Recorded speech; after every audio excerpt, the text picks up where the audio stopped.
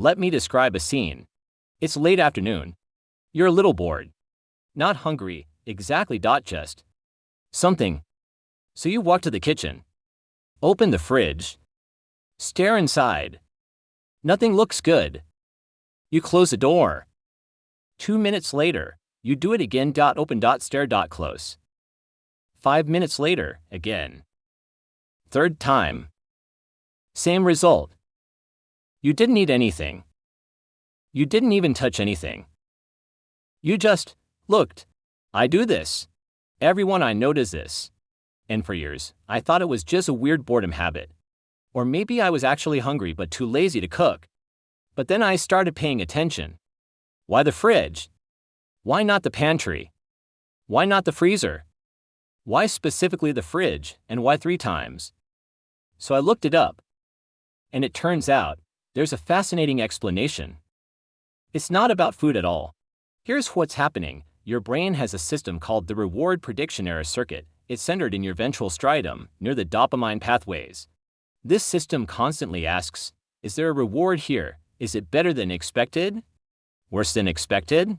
The fridge is a perfect target for the system because it's a variable reward environment. Sometimes there's cake. Sometimes there's leftovers. Sometimes there's nothing but condiments.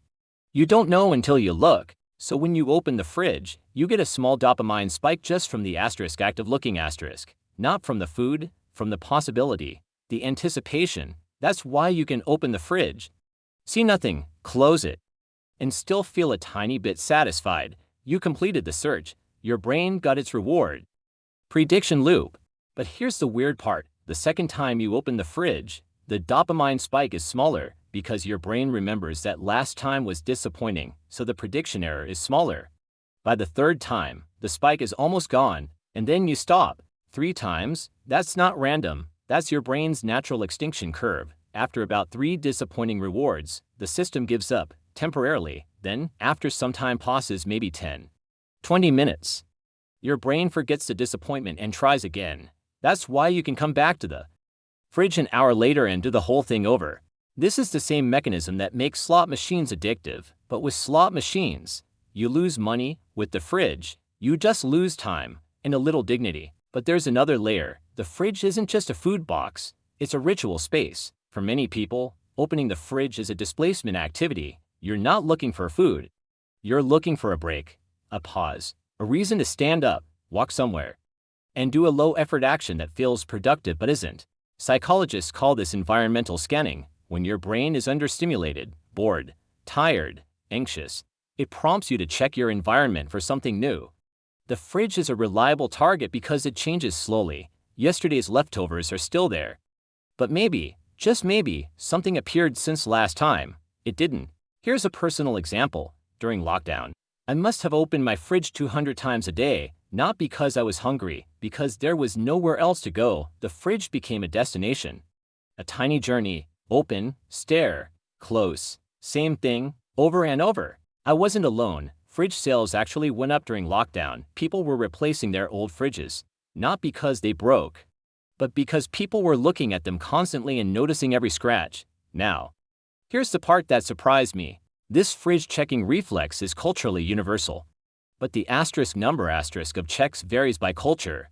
In a study of kitchen behavior across 12 countries, researchers found that Americans and Brits check the fridge an average of 4 to 6 times per waking hour when at home. That's almost once every 10 minutes. Italians check less, about 2 to 3 times per hour. Why?